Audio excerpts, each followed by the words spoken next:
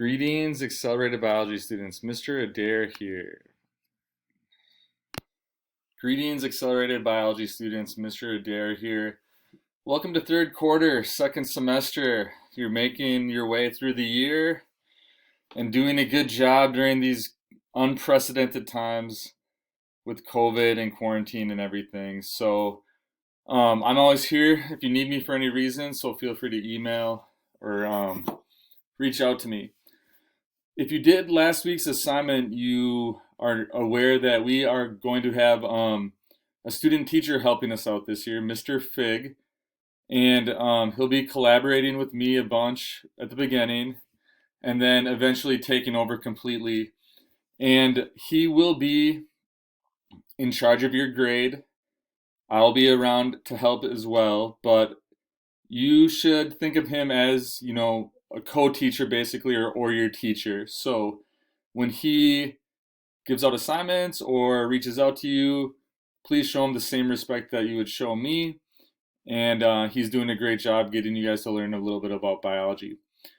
For this week, or for today, the first, technically the second week, a couple of things you'll need to do included this, which will be a guided notes page going through the structure of DNA. And that's what I want to lecture on today. So at this time, you can pause the video and open up your DNA structure guided notes. And it should be, I believe, bio assignment 2.1.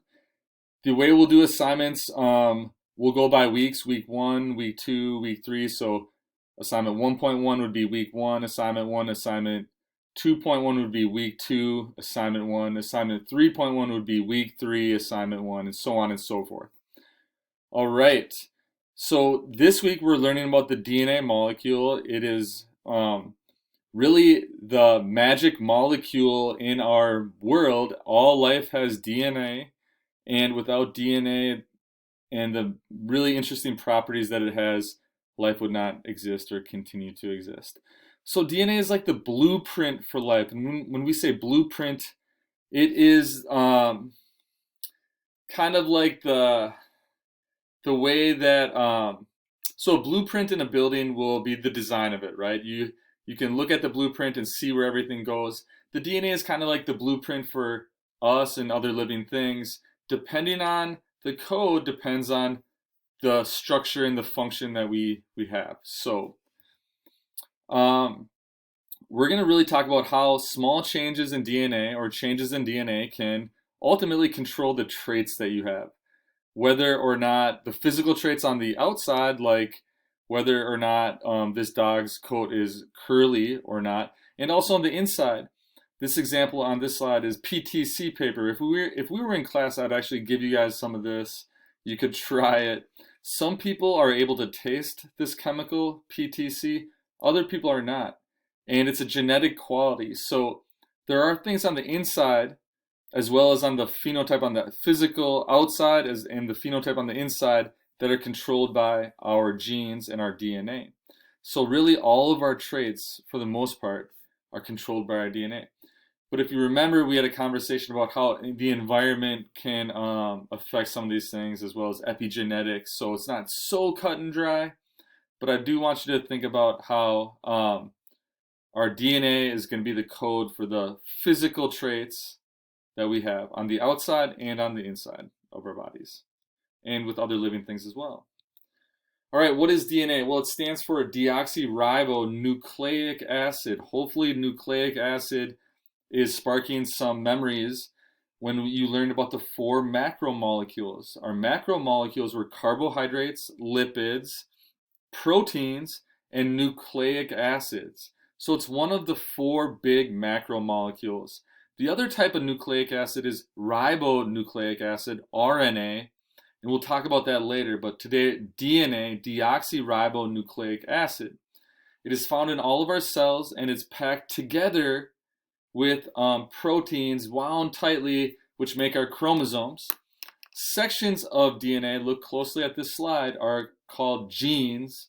And you've probably heard, I got my genes for brown hair from my mother or something like that. That has to do with the type of DNA that you actually got, which is in your chromosomes. Because if you remember when we talked about gamete formation, we get 23 chromosomes from our mom, 23 from our dad.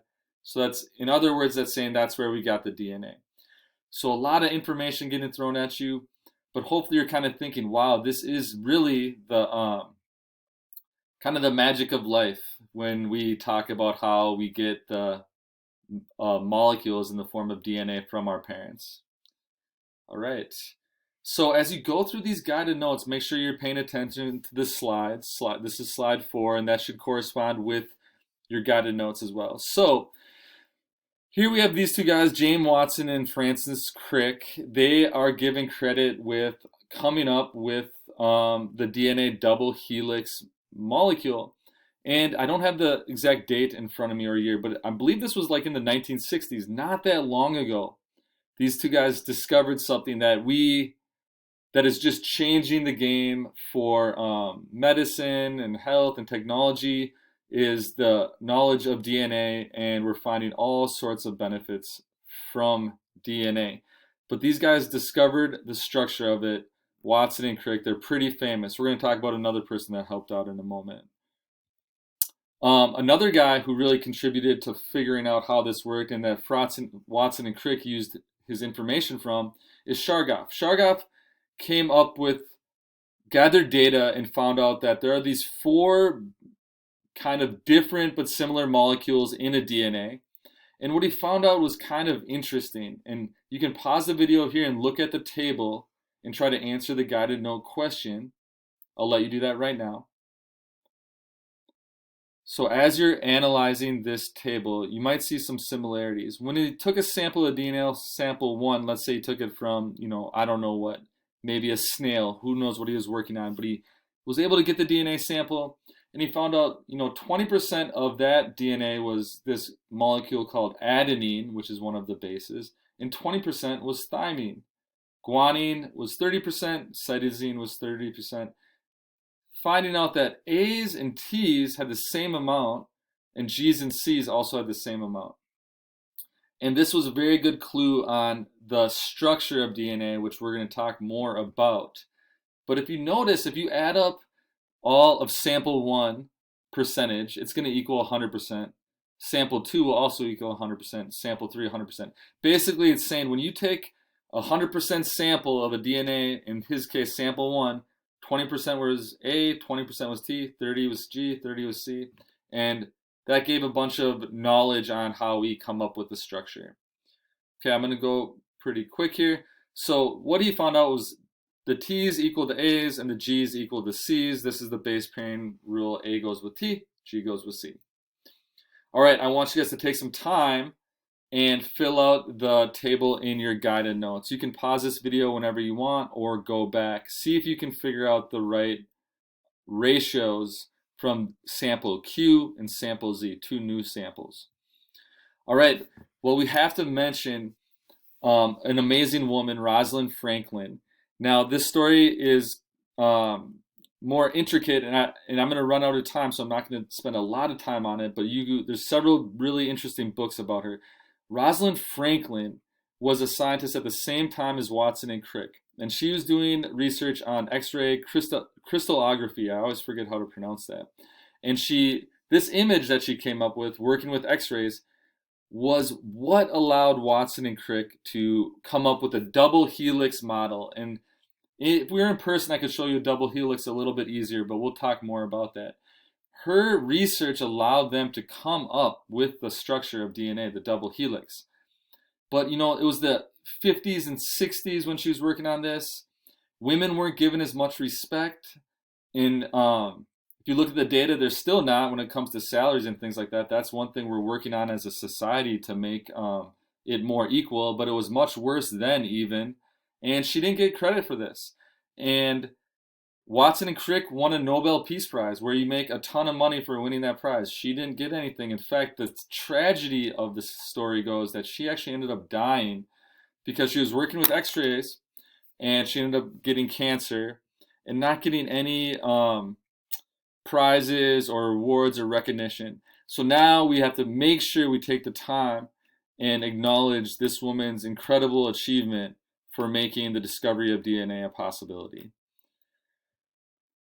I'll let you go through this and look at this, but what DNA is, so it's a double helix. It's like it's like a staircase, or how can I say it? It's like a ladder twisted. So if you think about a ladder that maybe your parents have and you twist it, that's a double helix. And in a three-dimensional way, that's what it looked like. But it's composes of a sugar, a phosphate, and a base. We're going to get to that. But if you notice, the A's bind with the T's and the G's with the C's. That's what Chargaff gave us.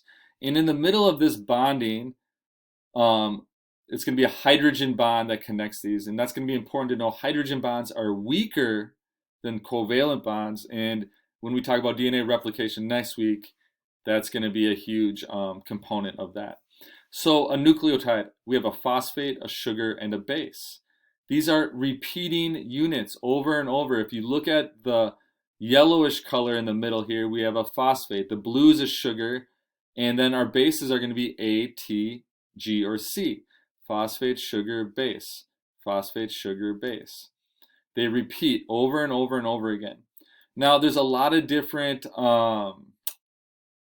videos and models you can look at to help better understand that, and you'll actually be creating your own model too. So if we look closely at this cartoon version, you don't need to do any coloring, but the sides of the ladder are going to be our phosphates and our sugar, and then the rungs of the ladder are going to be our bases. And we have 4 types of bases: A, T, G, and C. A goes with T, G with C. The sides of the ladder, the phosphates and sugars are bound with a covalent bond, in the middle is bound with a hydrogen bond. All right, now, again, look at these images. I want you to figure out, if we know one side of a DNA, would we know the other side of that strand? Remember, A goes with T and G goes with C. See if you can figure out the complementary strand. You can pause the video here. All right, so here's a really good simplistic diagram. Take a lot of time to pause the video and look at this. If you look at the bottom, we have a nucleotide, a phosphate, a sugar, and a base. We draw a square around it here: phosphate, sugar, base. The base happens to be G. G is going to bond with C. But also we have phosphate, sugar, base. Phosphate, sugar, base. Repeating units. So if one single unit, like the boxcar of a train, the monomer is a nucleotide. When you connect all the monomers together, going up one way and down the other way, that's how we get our that's how we get our DNA molecule, the polymer, the long nucleotide, or the long molecule of DNA. All right, I'm going to run out of time. Real quick here, we talk about genes. A gene is a section of DNA. So one way to think about this is like this. The A's, T's, G's, and C's, those molecules are like the letters in a word. And in order to make a sentence, we need to combine words. So, and when words form sentences. So the analogy is kind of like this. In order to make a protein in our body, we need to combine the A's, the T's, the G's, and the C's. When they're combined in the right way, they form a letter. And then when we take those letters and put them together, they form a word. In a living thing, the sentence in our analogy is like the proteins that we make, that make us who we are. So I've got long hair, that's why I'm wearing a hat today, but I kind of have blonde colored hair. That means I have certain proteins in my hair that reflect light that make my hair blonde, right?